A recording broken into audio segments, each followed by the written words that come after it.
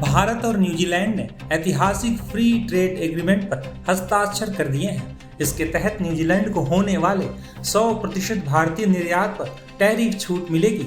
वहीं न्यूजीलैंड से भारत आने वाले 95% सामान पर टैरिफ में छूट दी गई है या फिर टैरिफ कम कर दिया गया है।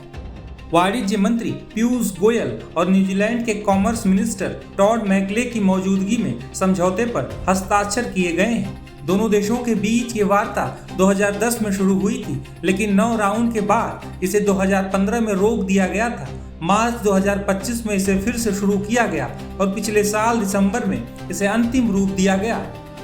बता दें कि जैसे ही ये फ्री ट्रेड एग्रीमेंट यानी समझौता हुआ तो न्यूजीलैंड फाइव आइज खुफिया समूह का तीसरा ऐसा सदस्य देश बन गया है जिसके साथ भारत ने बीते कुछ वर्षों में व्यापार समझौता किया है। भारत ने 2022 में ऑस्ट्रेलिया के साथ व्यापार समझौता किया था। वहीं 2025 में यूनाइटेड किंगडम के साथ अपना समझौता पूरा किया था। इसके अलावा अमेरिका के साथ व्यापार पर बातचीत अभी जारी है, जबकि कनाडा के साथ बातचीत रुक रुक कर होती रही है। फाइव आइज एक प्रमुख खुफिया साझेदारी है जिसमें अमेरिका, ब्रिटेन, कनाडा, ऑस्ट्रेलिया और न्यूजीलैंड शामिल हैं। इसकी शुरुआत यूके यूएसए एग्रीमेंट से हुई। यह गठबंधन आतंकवाद, साइबर सुरक्षा और वैश्विक गतिविधियों पर निगरानी के लिए जानकारी साझा करता है। इसे दुनिया का सबसे प्रभावशाली इंटेलिजेंस नेटवर्क माना जाता है। हालांकि इसकी व्यापक निगरानी व्यवस्था को लेकर निजता और स्वतंत्रता से जुड़े सवाल भी उठते हैं। फिर भी सदस्य देशों की सुरक्षा और रणनीतिक सहयोग में इसकी महत्वपूर्ण भूमिका बनी हुई है। हालांकि भारत फाइव आइज का सदस्य नहीं है। भारत ने किसी औपचारिक गठबंधन की राजनीति के बजाय अपनी रणनीतिक स्वायत्तता बनाए रखी है। लेकिन आर्थिक मोर्चे पर भारत ने उन विकसित लोकतांत्रिक देशों के साथ व्यापार समझौतों की गति लगातार बढ़ाई है जो सुरक्षा, तकनीकी मानकों, निवेश नियमों और आपूर्ति श्रृंखलाओं के मामले में एक दूसरे के काफी करीबी माने जाते हैं। वहीं भारत न्यूजीलैंड के बीच हुई डील के बाद जानकारों का क्या मानना है, सुनिए। ऐतिहासिक दिन है इंडिया और न्यूजीलैंड के लिए, किस तरह से इस एफटीओ को देखते हैं? आपने सही कहा, ये एक ऐतिहासिक कदम है। भारत और न्यूजीलैंड ने आज मिलकर एक फ्री ट्रेड एग्रीमेंट साइन किया है। इससे दो चीज़ें साबित होती हैं। पहला कि भारत अब विश्व व्यापार में अपनी भूमिका निभाने के लिए तैयार है, अपनी इकोनॉमी को ग्लोबल इकोनॉमी से इंटीग्रेट करने के लिए तैयार है। और साथ ही साथ ये भी दिखाता है कि हमारी जो इंडस्ट्री है, जो हमारा उद्योग है, वो भी अब ग्लोबल कंपटीशन को डील करने के लिए पूरी तरह से सक्षम है, तैयार है।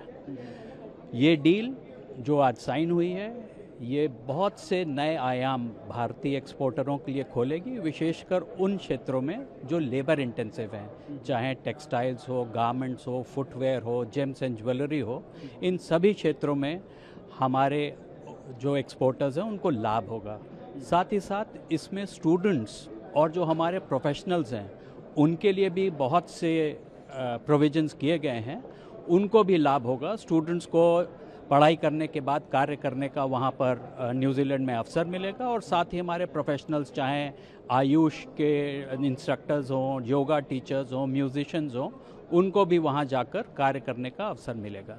ये जो एफटीए है, इससे बहुत फ़ायदा होगा, क्योंकि जब से अमेरिका ने टैरिफ्स लगाए तो मोदी जी ने और हमारे कॉमर्स मिनिस्ट्री ने, पीयूष गोयल जी ने एक स्ट्रेटजी बनाई कि हमने कोई रेसिप्रोकल टैरिफ नहीं लगाए, बल्कि हमने एक पॉजिटिव साइड लेके हमने पूरे वर्ल्ड के जो जितनी भी इम्पोर्टेंट कंट्रीज़ हैं सबके साथ एक एफटीए एग्रीमेंट करा।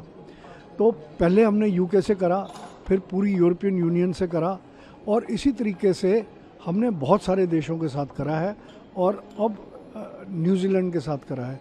न्यूजीलैंड के साथ ये एग्रीमेंट बहुत फ़ायदेमंद इसलिए रहेगा, जैसे कि पीयूष गोयल जी ने भी बोला कि वहाँ पर जो कॉस्ट है ह्यूमन रिसोर्स की, वो हमारे से 3 गुना ज़्यादा है।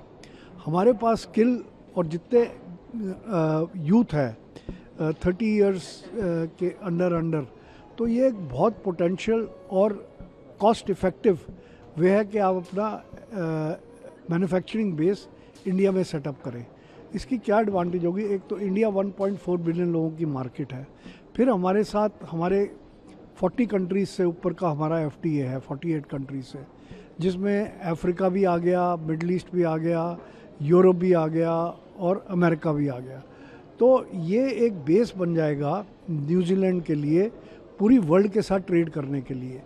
तो इसमें जितनी एक्सपोर्ट प्रमोशन काउंसिल्स थी वो भी सारी प्रेजेंट थी और ये एक बहुत ही हिस्टोरिकल स्टेप है। और मैं इंडस्ट्री की तरफ से और ख़ासकर टूरिज़्म एंड एविएशन इंडस्ट्री की तरफ से बहुत ज़्यादा मुबारकबाद देता हूँ। एक सुझाव मैंने जो बिज़नेस मीटिंग हुई थी उसमें ये दिया था कि जिस तरीके से न्यूजीलैंड ने जिस चाइनीज़ के पास अमेरिका और UK शेंजन वीज़ा, ऑस्ट्रेलिया का वीज़ा है, उनको वो वीज़ा ऑन अराइवल देते हैं।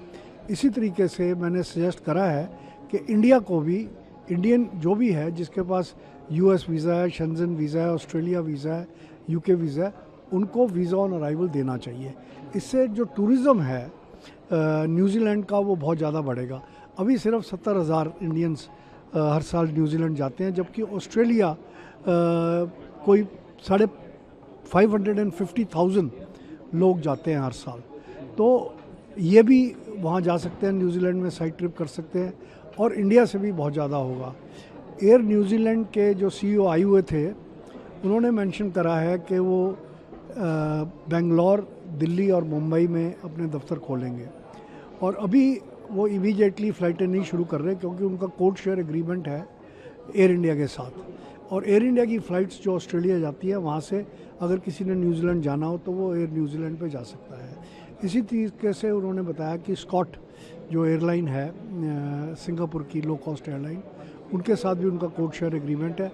उनके पैसेंजर सिंगापुर आते हैं और सिंगापुर से, स्कॉट से वो इंडिया के 7-8 डेस्टिनेशन जहाँ पर स्कॉट जाती है वहाँ जाते हैं। तो इससे टूरिज़्म भी बढ़ेगा, ट्रेड भी बढ़ेगा और दोनों देशों की इकोनॉमी को फ़र्क पड़ेगा। तो this is a win win agreement. भारतीय उत्पादों के एक्सपोर्ट के ग्लोबल शेयर को बढ़ाने में आज जो FTA साइन हुआ है वो अपने आप में बड़ी भूमिका निभाएगा।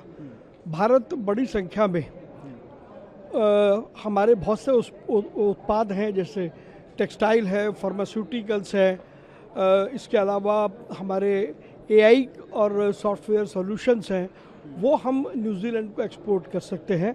वहीं न्यूजीलैंड का वुल है, टिम्बर है, उनको हम भारत में बाज़ार दे सकते हैं।